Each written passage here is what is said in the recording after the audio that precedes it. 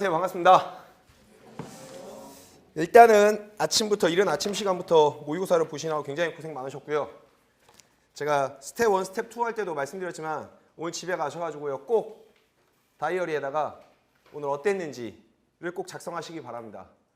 네, 제가 오늘 집에 들어가서 다이어리에 첫 번째 쓸 단어는 무엇이냐면 저는 개인적으로 이걸 쓰고 싶어요.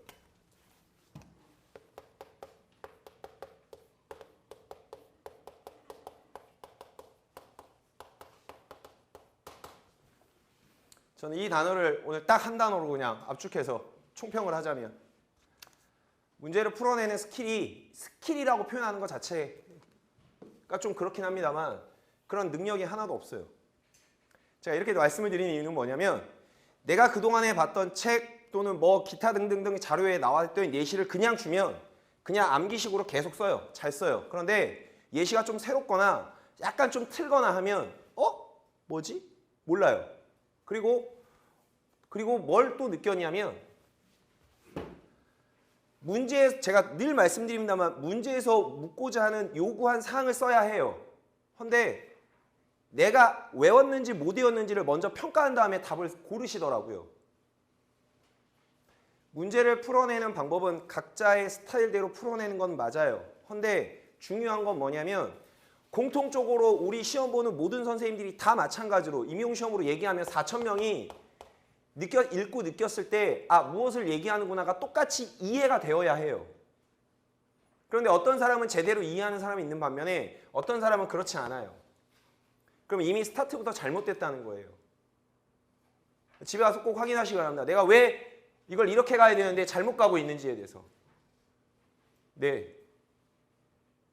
이런 능력이 없다라는 얘기는 뭐냐면 사고하지 않겠다는 뜻입니다. 그냥 똑같은 내용이 내가 봤던 공부했던 내용 중에 똑같은 내용이 나오면 나는 그냥 쓰겠어 이거예요. 사고하지 않겠다는 뜻입니다.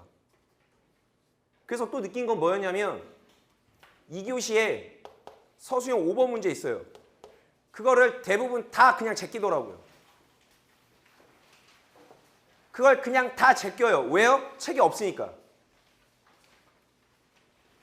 그걸 제대로 한 번에 풀어내신 분을 제가 2교시 돌아다니면서 단 한 분도 못 봤어요. 네. 그건 네 스타일이잖아 라고 생각하시면 어쩔 수 없습니다. Anyway, 그래서 제가 선생님들한테 오늘 드려야 될 숙제라고 해야 됩니까? 제가 느낀 바는 문제 해결 능력이 많이 떨어지는구나 라는 걸 많이 느꼈습니다. 되게 심각한 거예요. 잘 받아들이셔야 해요. 왜 그러냐면 풀어보셔서 아시겠습니다만 2교시에 대한 3교시에 대한 시간이 그렇게 넉넉지 않을 거예요. 제가 지난 시간 수업 시간에도 말씀드렸는데 2교시에 서술형이 2개밖에 늘지 않았죠. 액면상으로는 2개밖에 늘지 않았으나 체감하는 건 굉장히 많아 느껴 보인다고요. 쓸 게 엄청나게 많아 보여요. Anyway, 3교시도 마찬가지일 거예요. 그래서 제가 중간에 모르겠습니다. 시험지 답안지를 바꾸신 분이 계시는지 안 계시는지는 모르겠습니다만 답안지 교체할 때도 절반 이상을 썼다, 3분의 1 이상을 썼다라고 생각하시면 답안지 바꾸지 마세요. 그리고 철저하게 문항번호 바꿔 쓰지 말라고요. 어쨌건 간에 답안지를 바꾸면 선생님들한테 불리한 시험이 됐어요. 이제는 서수형이 많다 보니. Anyway, 가도록 하겠습니다. 자, 들으셨던 분들한테는 굉장히 죄송합니다만 간략하게 설명만 하고 갈게요. 앞에 수험생 윤희상. 죄송해요. 하신 분들한테는 굉장히 죄송합니다. 다 쓰셨나요? 이거 오늘? 검정색 펜으로 쓰셨어요? 하라는 대로 하세요. 네. 그 다음 답안에는 문항 내용을 뭐 하지 말 것? 기재하지 말 것이라고 되어 있잖아요. 서술형 문항 잠깐만 가보시면 그런 거 얘기하는 겁니다. 서술형 5번에 가면 그런 거 쓰지 말라는 거예요. 첫 번째 문항 보면 자유학기 편성 운영의 문제점 2가지 이렇게 되어 있잖아요. 그럼 여기에 그런 걸 쓰지 말라는 거예요. 자유학기 활동 편성 운영의 문제점 1번, 문제점 이렇게 쓰지 말라는 뜻이에요. 그냥 문제점 1, 문제점 2 그냥 이렇게 쓰라는 얘기예요. 그러니까 이 내용은 해도 답으로 인정하지 않겠다 이 얘기인 거니까. 됐나요? 그 다음에요. 이건 뭐 많이 제가 말씀을 드렸던 거고. 그 다음 이거 답안을 작성할 때에는 가로선을 그어서 답안에 줄을 긋거나 그렇지 않으면 세로선을 그어 답안 다단으로 구분합니다. 그러면 이거 있으면 이렇게 구분하지 말고 웬만하면 그냥 이렇게 구분해서 쓰란 얘기예요. 그럼 8줄로 쓸 수 있으니까. 네, 그렇게 쓰시고 그 다음에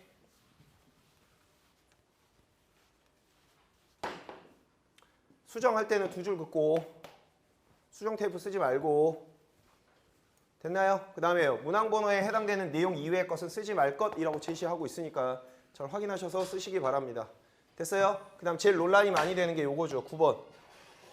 문항에서 요구하는 가지수. 그래서 저도 한 가지 뭐 2가지라고 썼잖아요. 그럼 하나나 2가지까지만 쓰시고 그 이외에 쓰신 거는 답으로 인정하지 않겠다라고 얘기하는 거니까 그렇게 확인하시면 될 것 같습니다. 됐어요? 요거 제일 중요한 거죠. 다른 문항의 남란에 작성하는 부분이라고 되어 있잖아요. 그러니까 다시 말하면 이렇게 하지 말라 이렇게 얘기하는 거죠. 내지는 요거 2번이고 요거 1번이에요. 이렇게 하지 말라고 하는 거. 그렇죠? 그러니까 애시당초 제가 저번에도 말씀드렸습니다만은 애시당초에 1번을 잘 모르겠다라고 하면 연필로 그냥 이렇게 체크만 하시라고요. 쓰지 말고. 그리고 2번의 답란에 정확하게 쓰시고 1번은 푸시기 바랍니다. 풀다 보면 순서대로 안 풀리잖아요. 분명히. 그러니까 패스하는 부분에 대해서는 분명히 시험지에다가 패스하지 말고 답안지에다가도 패스를 하라고요. 그래야 내가 5번은 다음에 시간이 좀 나오면 풀어내야겠다라고. 네, 그렇게 확인하셨으면 좋겠습니다. 그 다음에 하나만 더 말씀드릴게요. 마지막으로. 좀 되게 안 돼요. 이게 기입을 쓰실 때 제가 말씀드렸잖아요. 기입 거의 답이 2개죠. 가 하나, 나 하나 이렇게 주거나 기억 하나, 니은 하나 뭐 이렇게 주거나 보기 1번, 보기 2번 뭐 이렇게 하나 주잖아요. 그럼 제발 답을 이렇게 쓰세요. 가로로 쓰라고요. 아직도 이렇게 세로로 쓰세요. 아직도. 가로로 쓰시기 바랍니다. 가로로. 가로로. 네. 됐죠? 됐죠? 네, 가겠습니다. 자, 1번.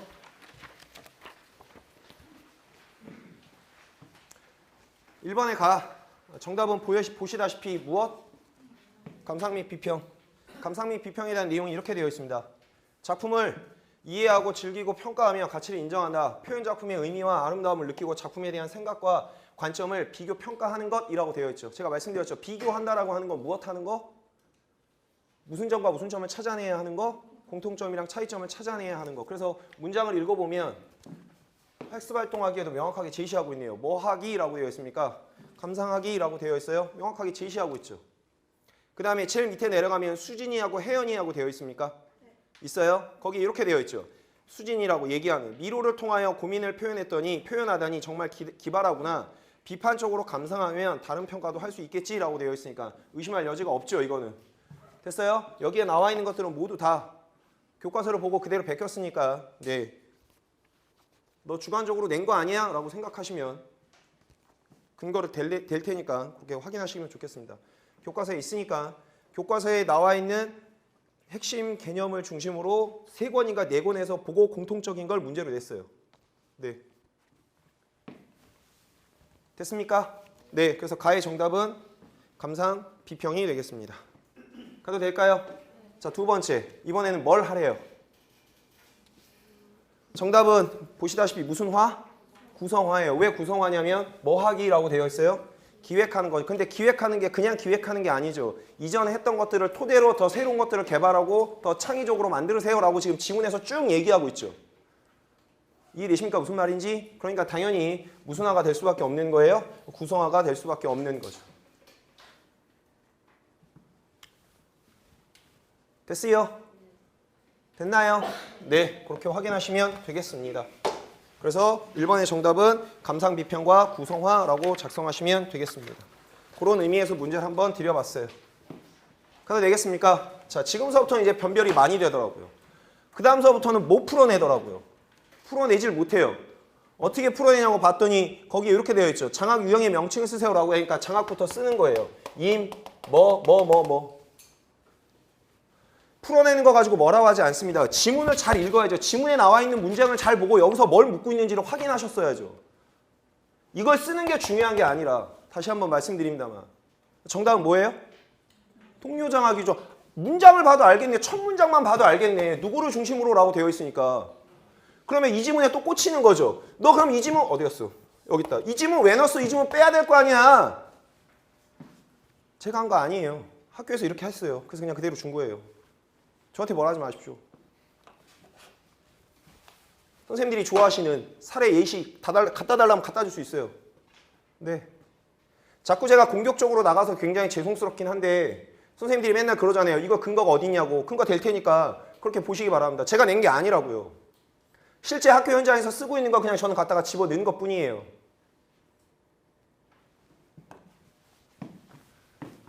이 말은 무슨 말입니까?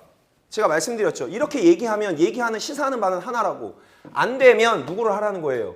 이걸 하라는 거죠. 그럼 우선순위는 누굴 먼저 하라는 거예요? 교사 먼저 하고 안 되면 교장 교감 중에 한 사람 해 이거죠. 그리고 임상장학이 되려면 이렇게 제시하면 안 되죠. 더 궁극적인 것. 그래요. 이렇게 해서 임상장학이라고 봅시다. 그럼 임상장학의 특징이 이게 아니잖아요. 아니에요.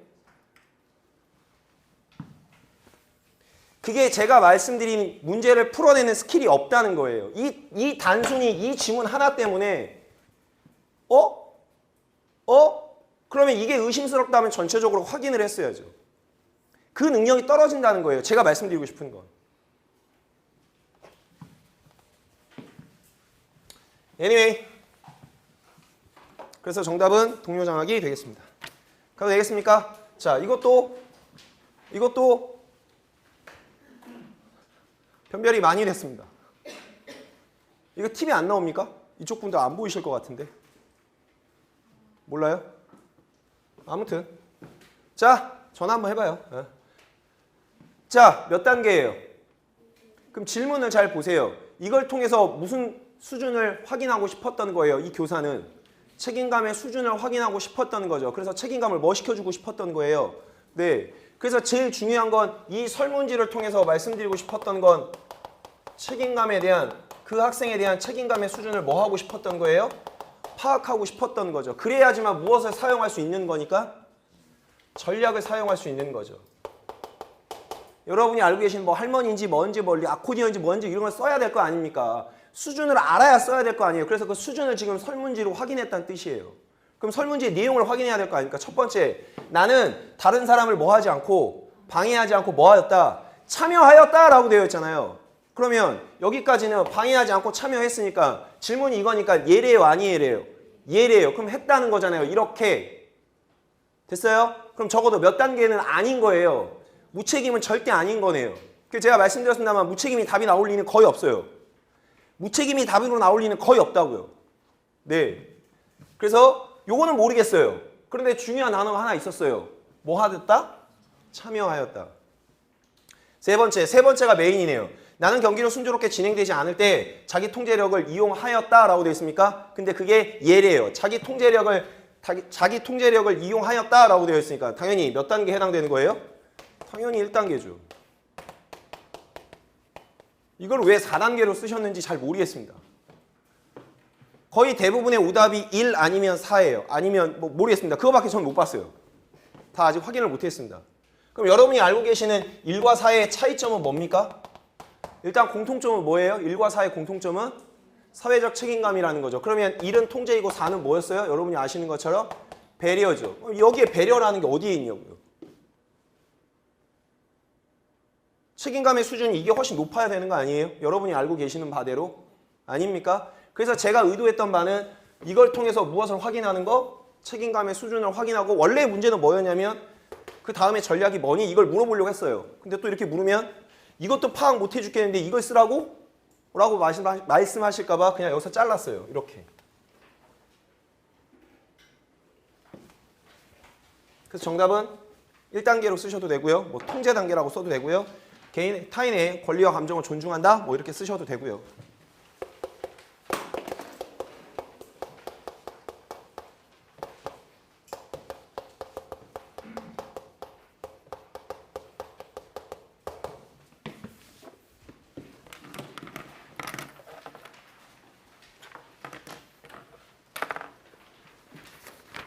자, 3번 문제.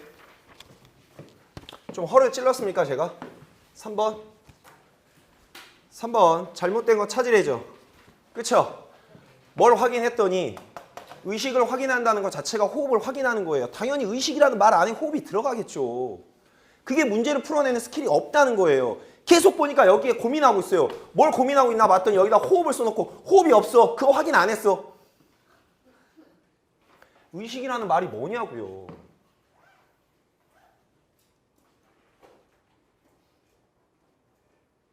안타깝다니까요.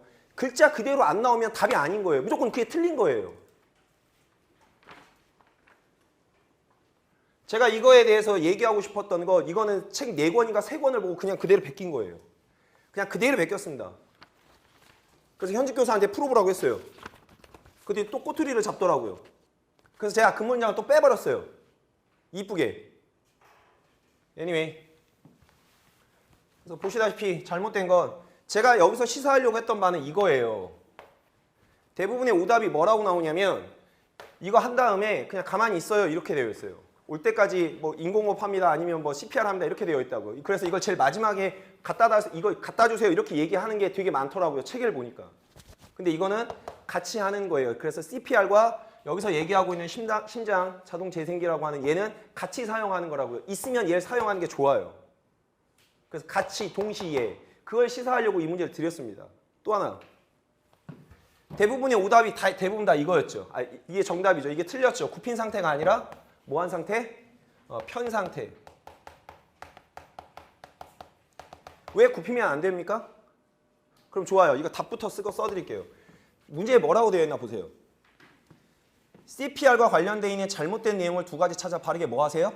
고치세요 라고 되어 있죠. 그럼 여기서 잘못된 걸 다 쓰는 게 아니죠. 답안지 보니까 다는 못 봤습니다만은 기입이잖아요. 그럼 기입은 길게 서술할 필요가 없는 거죠. 잘못된 거 찾고 그냥 뭐만 하면 돼요? 수정만 하면 되죠. 그럼 여기에 뭐라고 써야 돼요? 팔꿈치 무슨 상태? 굽힌 상태. 그냥 화살표하고 팔꿈치 편 상태. 그냥 이렇게 쓰면 돼요. 다 쓸 필요 없이. 그렇지 않으면 그냥 팔꿈치 편 상태 이렇게만 써도 된다고요. 그럼 자기네들이 다 알아먹는다고요.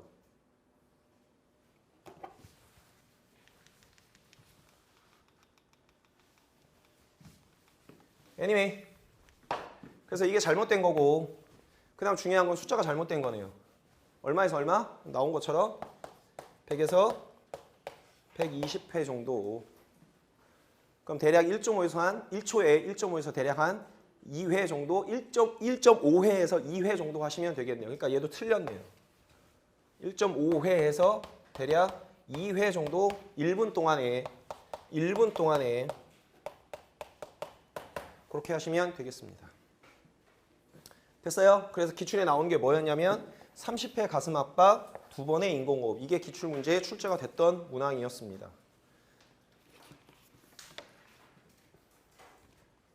됐나요? 그래서 배점을 일부러 낮추었어요. 문항수를 그래서 일부러 많이 드렸다고요. 못 고르실까 봐. 네. 가도 됩니까? 자, 그 다음. 자, 일단 여기에서는 그거부터 정리하셔야죠. 개인적인 요인과 환경적인 요인이 있습니까? 무엇을 입는 거였어요? 상해를 입었습니까? 상해를 입었는데 개인적인 요인과 그 다음에요 환경적인 요인에 대해서 확인을 하셔야죠. 이건 말 그대로 누구 때문에 발생한 거예요? 나 때문에 발생한 거죠. 나 때문에. 그래서 제일 많이 제시하고 있는 게 첫 번에 나온 것처럼 뭐 하자마자 라고 되어 있어요. 도착하자마자 라고 되어 있어요. 네, 그러니까 무엇을 안 한 케이스? 감사합니다. 준비 운동을 하지 않는 케이스.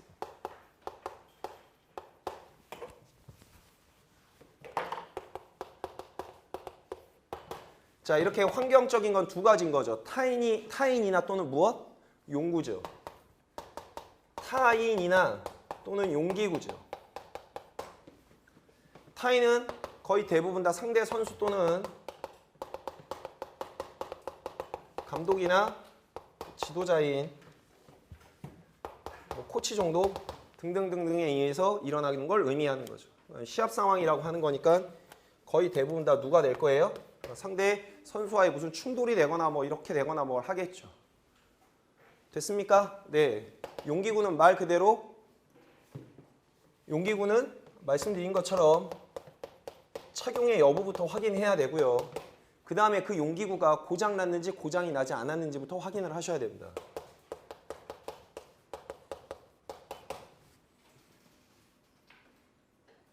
A급을 사용하라는 게 아니라 고장 나지 않아야 한다고요. 정상적이어야 한다고요. 그래야 부상을 당하지 않을 거니까. 됐어요? 그 다음에 여기에서 제일 많이 사용하고 있는 게 무엇이 부족할 때? 감사해요.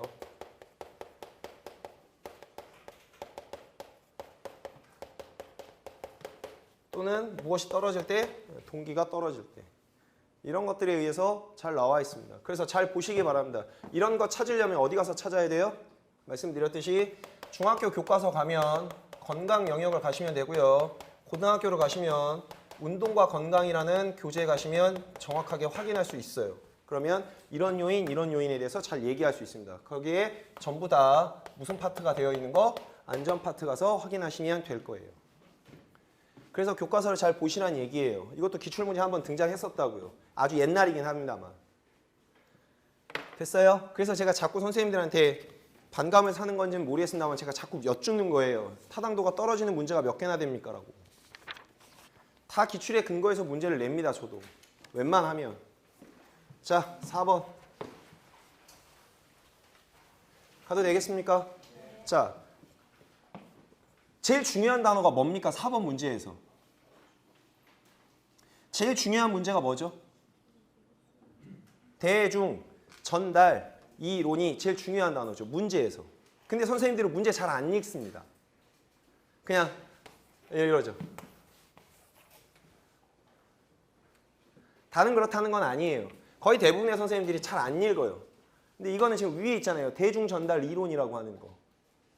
이해돼요? 무슨 말인지? 그러면 가에서 설명하고 있는 이론은 무엇? 감사합니다. 무슨 차 이론? 그래서 요거부터 소개를 해드리면 대중전달 이론은 다음과 같이 하나, 둘, 셋, 네 개로 구성이 되어 있는 거죠. 그래서 개인차 이론이라고 하는 건 개인의 독특한 심리적인 욕구를 만족시켜주기 위해 무엇을 이용한다? 매체를 이용한다라고 되어 있죠. 그래서 매체에 나오는 정보를 가지고 내가 요구하는 걸 수용하냐 수용하지 않았느냐에 따라 달라지겠죠. 그럼 여기서 얘기하고 있는 개인의 독특한 심리적인 욕구가 다 동일합니까? 아니면 다 다릅니까? 다 다르겠네요. 요구하는 바가 다 다르겠네요. 그 요구하는 바를 다음과 같이 네 가지로 구분하고 있는 거죠. 됐어요? 그래서 인지적인 것부터 도피적인 것까지. 가도 되겠습니까?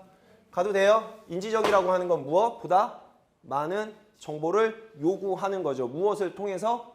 매체를 통해서. 두 번째, 정의적인 건 우리 기출에 나온 것처럼 흥미와 흥분을 얻게 되는 걸 의미하는 거고, 통합이라고 하는 건 무슨 어떤 의식? 공동체 의식을 얘기하는 거고, 도피하고 하는 건 요거는 긴장 완화의 수준인 거네요.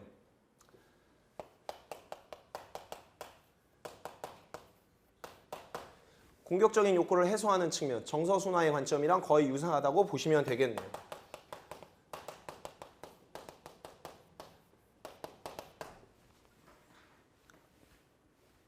됐어요? 그러면 문제에서 제시하고 있죠. 뭐라고 제시하고 있냐면 앞에 있는 건 개인차 이론에 대해서 설명을 하는 거죠. 그래서 언더라인 치셔야 될 건 첫 번째, 죄송합니다. 첫 번째, 케이치에 의해서 주장한 이 이론은 미디어의 효과 연구의 흐름을 미디어가 사람들에게 무엇을 하는가에서 그냥 언더라인 쳐야겠네요. 사람들이 미디어로 무엇을 하는가. 여기서 말하는 미디어로 무엇을 하는가 이게 무슨 말?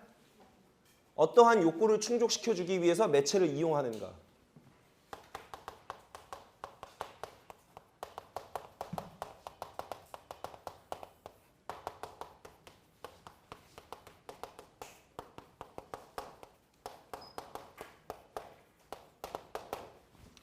그래서 얘기하고 있는 개인의 욕구를 얘기하고 있는 거네요. 그 개인의 욕구가 굉장히 뭐한 거였으니까? 다양한 거였으니까. 그게 인지적인 거냐 정의적인 거냐 그게 도피였냐 이런 걸 물어보고 있었던 거였죠. 가도 되겠습니까? 그래서 문제에서 묻고 있습니다. 마지막에 가도 될까요? 자, 그 밑에 이렇게 되어 있죠. 이 이론은 대중매체가 시청자의 인성 특성에 흥미를 끄는 이미지를 제공한다는 것을 전제한다라고 되어 있습니까? 가장 중요한 단어는 시청자의 무슨 특성? 인성적인 특성에 대해서 흥미를 갖는다. 그 말이 제일 중요한 말인 거네요. 중요한 바로 밑에 따라서 스포츠에 있어서 기억에 대한 욕구는 신문이나 잡지에 의해서 가장 잘 충족되며 그 다음으로 TV와 라디오에 대해서 뭐 하고 있다? 설명하고 있다라고 했으니까 기억에 들어갈 욕구는 무엇? 인지적인 거네요. 그러면 신문이나 이거에 의해서 가장 많이 되고 있으니까 이거에 대해서 무엇을 확인할 수 있다는 거 정보를 충족시켜 줄 수 있는 욕구를 의미하고 있는 거네요. 따라서 정답은 인지적인 욕구가 되겠습니다. 이것도 기출의 친구예요? 그렇습니까? 그래서 물어보는 거예요. 지금까지 낸 문제 중에 기출에 답이 없었던 게 뭐가 있냐고 물어보는 거예요. 저도 그냥 안 낸다고요. 다시 한번 말하지만 책에서 그냥 베끼는 게 아닙니다. 책에서 어떻게 베껴요?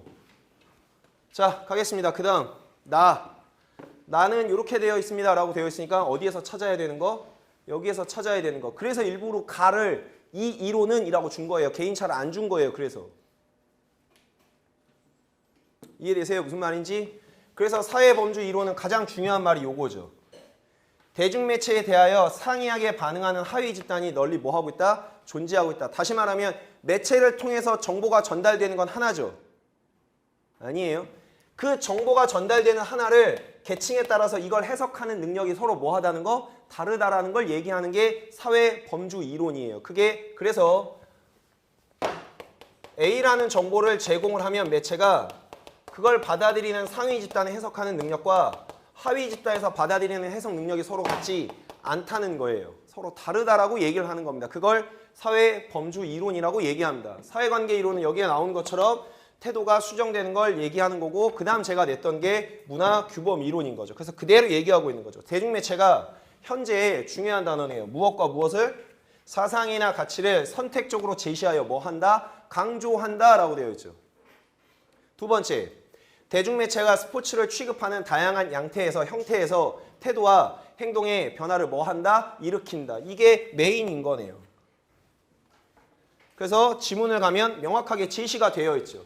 땡땡땡의 이론은 대중매체가 현존하는 사상이나 가치를 선택적으로 제시함으로써 그것을 뭐 한다? 강조한다 라고 되어 있으니까 당연히 정답은 무엇? 문화, 규범, 이론이 되겠네요. 따라서 여기까지는 아까 얘기했던 이거에 대한 설명인 거고 그 다음 대중매체의 소비의 결과로 인해 국민들이 흑인과 여성 운동선수에 대한 자신들의 부정적인 고정관념을 뭐 시켰다? 변화시켰다. 그러면 아까 얘기했던 대로 행동과 생각을 지금 뭐 하고 있는 거? 변화시키고 있는 거네요. 무엇을 통해서? 대중매체를 통해서. 그 다음 아마추어리즘, 프로페셔널리즘, 올림픽에 대한 이상적인 태도, 생애주기 1차, 2차에 대한 참여의 장점에 대해서 신념 등의 무엇이 생겼다? 변화가 생겼다라고 얘기하는 거니까 위쪽과 아래쪽을 명확하게 제시하고 있네요. 따라서 정답은 문화, 규범, 이론이 되겠습니다.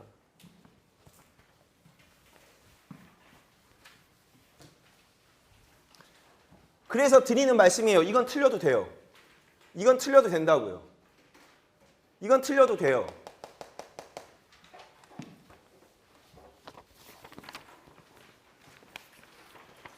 자,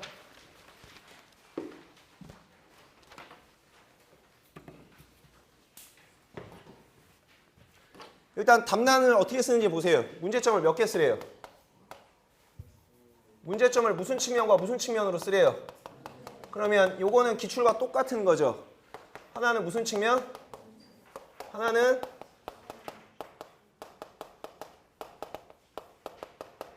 자, 문제가 뭡니까? 2015와 관련되어 있는 무엇?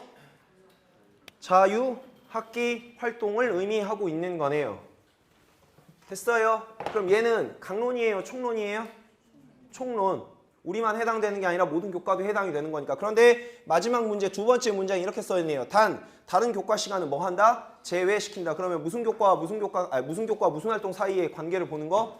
체육 교과와 자유학기 활동에 대해서 보고 있는 거. 가도 되겠습니까? 자, 그럼 여러분이 확인하시다시피 거기에 보면 당구장의 조건들이 쭈루루룩 나와 있죠. 중학교 1학년에 편성된 체육 활동 시간은 몇 시간으로 되어 있다? 102시간. 그러니까 주당 3시간으로 편성되어 있습니다. 라고 되어 있죠. 됐어요? 이게 몇 학기라고 했으니까 1학년. 2학기라고 했으니까 1학년 1학기는 몇 시간 한 골? 3시간 한 골 주당. 주당 3시간 했으니까 34주를 기준으로 한다고 했으니까 결국엔 3 곱하기 얼마를 하면 34를 하면 몇 시간? 102시간. 그럼 됐죠? 그럼 여기에 보면 체육이라고 되어 있고 체육이라고 되어 있죠. 그럼 1시간을 줘버렸네요. 됐습니까? 그게 어디에 준 거예요? 뭔가 있는데 여기에 1시간을 준 거네요. 됐어요. 자, 그 다음 그 밑에 창체, 중학교 1학년에 편성된 창의적인 체험활동 시간은 102시간 또는 주당 3시간이며 라고 되어 있죠. 그럼 여기서 창체를 찾아야 되는데 창체를 찾는 건 요거 하나하고 요거 하나 찾을 수 있죠. 됐습니까? 원래는 뭔가 활동을 했겠죠. 뭐 자유를 했던지 봉사를 했던지 뭐 동아리를 했던지 뭘 했을 거 아닙니까? 아니에요. 이해돼요? 무슨 말인지? 그래서 요거 하나인데 어떠한 활동이 하나 있는데 그걸 지금 안 하고 지금 이쪽으로 지금 주고 있는 거니까. 그러면 두 번째 정답을 먼저 확인할 수 있겠네요. 두 번째 정답. 자유학기 활동 중에 체육활동 시간 몇 시간이에요? 지금 편성된 게? 2시간. 2시간을 확보했습니까? 그래요? 그 2시간 확보한 거에 대해서 어떠한 방안을 확보했는지 쓰세요라고 지금 제시가 되어 있는 거죠. 됐어요? 그래서 일반적으로 쓸 수 있는 시간 큰 카테고리로 보면 일반적으로 쓸 수 있는 시간은 무슨 시간과 무슨 시간에서 쓸 수 있어요? 교과 시간에서 쓸 수 있고 창체 시간에서 끄집어 쓸 수 있는 거죠. 근데 조건부가 되어 있는 거 몇 시간? 20%. 몇 시간 범위 내에서 51시간. 왜요? 학기제니까. 102의 절반이면 얼마니까? 51인 거니까. 이해돼요? 그러니까 이 51시간이란 얘기는 결국엔 주당 몇 시간 수업한 꼴? 3시간 수업한 꼴.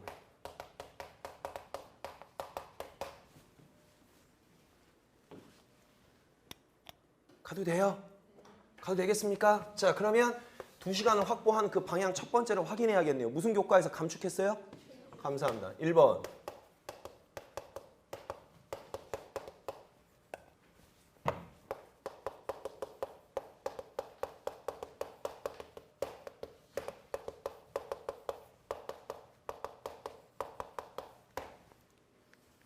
그러니까 몇 시간을 했다는 뜻이었어요. 원래는 3시간을 했어야 하는 게 맞는 건데 1학년 1학기 때는 3시간을 했는데 1학년 2학기 때 지금 이걸 보니까 몇 시간밖에 없는 거예요?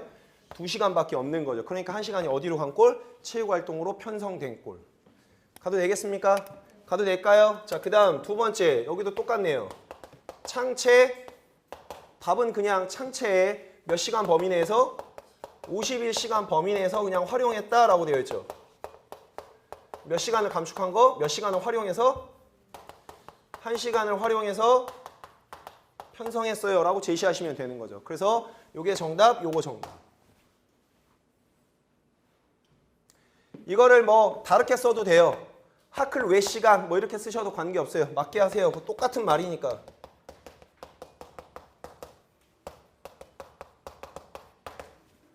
똑같은 얘기인 거니까 그렇게 쓰시면 될 것 같습니다.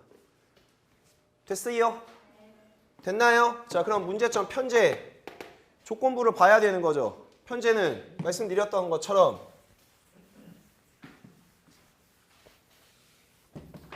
무엇을 편성 안 했습니까?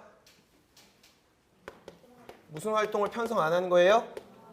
동아리 활동을 편성하지 않았네요. 됐습니까? 시간은 주당 몇 시간 편성을 해야 함에도 불구하고 10시간을 편성해야 함에도 불구하고 몇 시간만 편성했어요?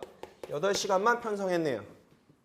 됐어요? 이거를 학기로 제시하니까 학기에 몇 시간 이수하라고 했어요? 170시간 이수하라고 했는데 그 170시간을 이수하지 못했네요.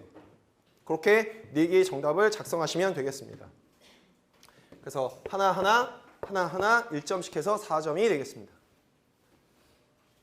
됐어요? 그럼 결국엔 이 문제를 풀어내려면 여러분 머릿속에 뭐가 있어야 되는 거예요? 자유학기에 대한 편성을 어떻게 해야 되는지 조건부는 딱 2개밖에 없어요. 몇 개의 활동을 다 편성해야 된다? 4개의 활동을 다 편성해야 된다. 그 다음에 여기에 나온 것처럼 주당 몇 시간 편성해야 된다? 10시간. 그래서 한 학기 동안에 하면 몇 시간 편성해야 된다? 170시간. 그게 조건부예요. 그거 조건부를 놓고 맞는지 안 맞는지만 확인하면 된다고요. 그 다음 두 번째 확인하셔야 될 게 시간을 확보하는 방안에 대해서 둘 중에 하나인 거죠. 하나는 무슨 시간 감축하거나 교과, 하나는 창체. 됐어요? 네, 그렇게 확인하시면 문제를 쉽게 풀어내실 수 있었던 것 같습니다. 가도 되겠습니까? 가도 돼요? 네. 자, 그 다음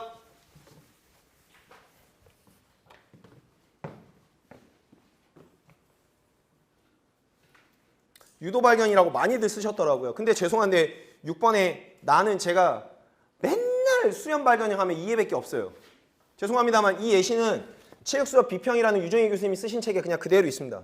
그걸 그냥 그대로 베꼈어요. 저한테 뭐라 하지 마세요. 디펜스를 하는 게 아니라 선생님들이 하도 제 주관적으로 냈다라고 하셔서 주관적으로 내지 않았습니다. 네, 그대로 있으니 잘 확인하세요. 그리고 체육교수 스타일에 나와 있는 예시도 이 예시랑 똑같아요. 3곳, 2곳, 1곳 해서 네가 하는 거 뭐 한번 해볼래? 이렇게 되어 있다고요. Anyway. 그래서 얘는 무슨 스타일? 지시형 스타일. 왜요? 누가 그냥 다 해주고 있는 거예요. 그냥 교사가 그냥 쭈루룩 좀 다 해주고 있는 거죠. 지시하고 피드백 주고 연습하고 있고 계속 그러고 있잖아요. 됐습니까? 그럼 얘는 지시형이라고 볼 수 있고 나는 말씀드렸듯이 무슨 스타일? 수련 발견형 스타일이 되는 거죠. 그럼 잘 보세요. 왜 수련 발견, 왜 유도 발견 스타일이 아닌가? 제가 선생님들한테 시사하고 선생님들이 헷갈리겠다 하는 부분이 이 부분이었어요. 수업을 하는 동안에 학생들은 교사의 지속적인 안내와 지시에 의해 하나의 모범적인 반응을 나타내는 것이 목적입니다 라고 되어 있죠. 그럼 여기서 말하는 하나의 모범적인 반응이라고 하는 건 이미 결정되어 있는 무엇을 찾아내는 거, 해답을 찾아내는 걸 의미하겠네요. 됐습니까? 그럼 또 이 단어 때문에 지속적이다 이 단어 때문에 그랬다고 하면 할 말 없어요. 이것 때문에 유도 발견이라고 썼으면 전 할 말 없다는 뜻이에요. anyway 계속 갈게요.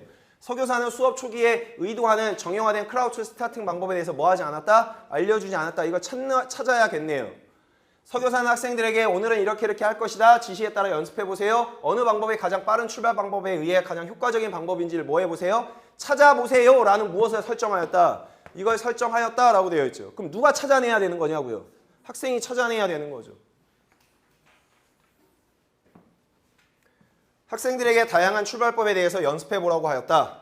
학생들은 각 동작을 실시하면서 왜 크라우칭 스타트 방법에 대해서 상체를 앞으로 최대한 기울여야 하는지를 뭐 할 수 있게 되었다? 이해할 수 있게 되었다 라고 되어 있죠. 이게 유도 발견 스타일이 되려면 이거에 대해서 찾게끔 하려고 계속 뭐 해야 돼요?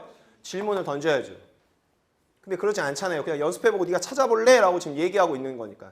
당연히 무슨 스타일? 수련 발견 스타일이 될 수밖에 없는 거죠. 그래서 각 스타일의 목적을 쓰라고 했으니까 지시형 스타일의 목적은 무엇? 어떤 수행?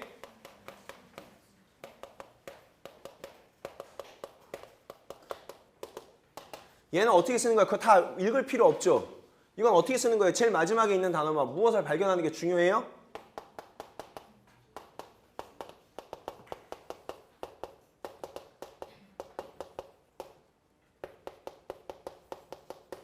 그래서 마지막에 이 지문이 되게 좋은 지문이라고요.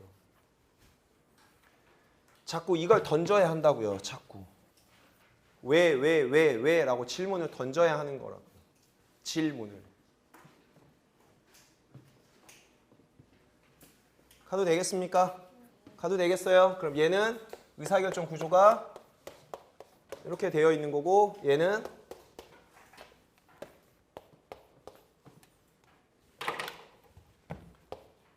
이렇게 되어 있는 거였네요. 지금 물어보고 있는 건 요거 물어보고 있는 거니까. 가도 되겠습니까? 네, 요거의 특징을 쓰라고 했으니까 여기서 뭐 하고 있는 거 그냥 교사가 학습자가 수행하고 있는 거 그냥 뭐 하는 거? 관찰하는 거. 얘는 뭐 하는 거예요 그러면?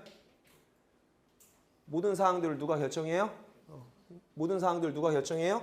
교사가 결정하겠네요.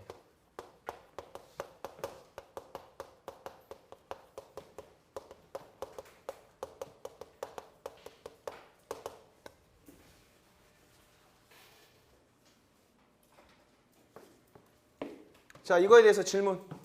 이건 바꾸고 갈게요. 질문. 나는 이런 논리로 유도 발견 스타일을 썼다. 질문.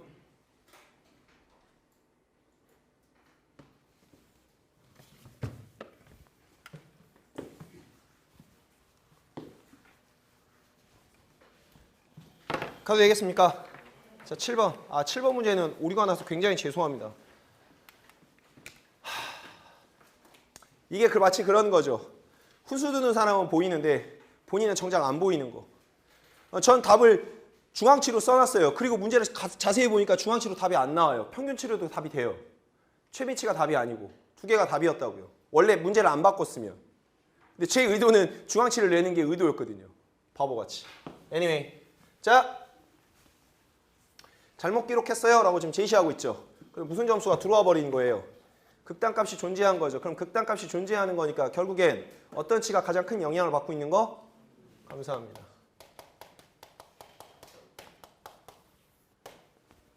왜요? 그 이유를 쓰래요. 왜요? 평균치는 어떻게 구했던 거예요? 사례수에다가 그 모든 사례수에서 무엇을 더한 값? 원점수를 다 뭐 한 값? 더해서 나눈 값. 다 더한 값을 무엇으로 나눌까? 사례수로 나눈 값. 그러니까 무슨 값이 오면 극단값이 존재하면 이 값은 굉장히 뭐가 심할 거예요? 그렇죠. 이거는 변동이 심하겠죠. 그냥 그걸 글로 쓰는 거라고요. 그래서 만약에 지금 제시된 것처럼 무엇이 존재해버리면 극단값이 존재하면 교재에는 뭐라고 등장하냐면 평균치가 굉장히 민감해져요. 이렇게 번역이 되어 있다고요. 그 민감하다는 얘기는 결국엔 무슨 성이 굉장히 떨어진다는 표현? 안정성이 떨어진다는 표현인 거죠. 그럼 변동이 많다는 걸 의미하는 겁니까? 네, 변화가 심해요 라고 얘기하고 있죠.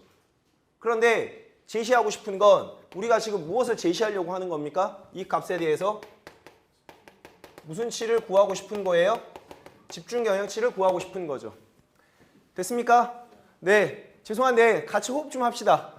저 혼자 약 파는 사람 아니잖아요. 그러니까 맞으면 맞다, 틀리면 틀리다. 좀 답 좀 해주세요. 네. 이런 수업 굉장히 힘듭니다. 선생님들 내년에 학교 가서 한번 해보세요. 혼자 막 떠들고 있는데 애들이 엄청 힘드실 거예요. 왜?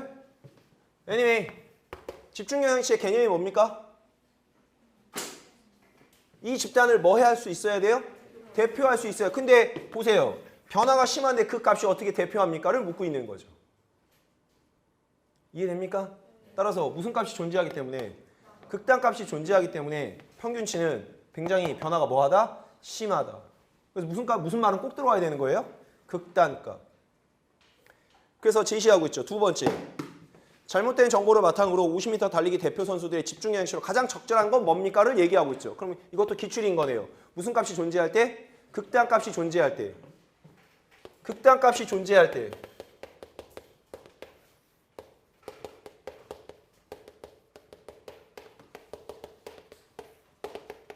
무슨 치? 왜요? 왜 중앙치인 거죠? 중앙치는 어떻게 구하는 거였습니까? 중앙치의 개념이 뭐였어요? 지금 사례가 짝수잖아요. 중앙치는 어떻게 구하는 겁니까?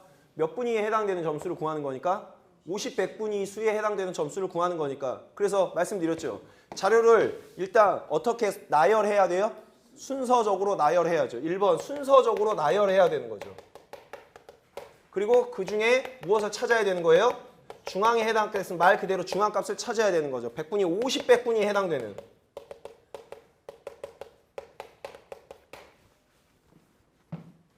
이해되십니까? 그럼 이 말 결국엔 순서적으로 해야 된다. 중앙값을 찾아야 된다. 이 말은 결국엔 무슨 값을 배제해도 된다는 뜻이에요. 극단값을 배제해도 됩니다. 이 얘기인 거죠. 그게 극단값을 배제한다는 뜻이에요. 결국엔.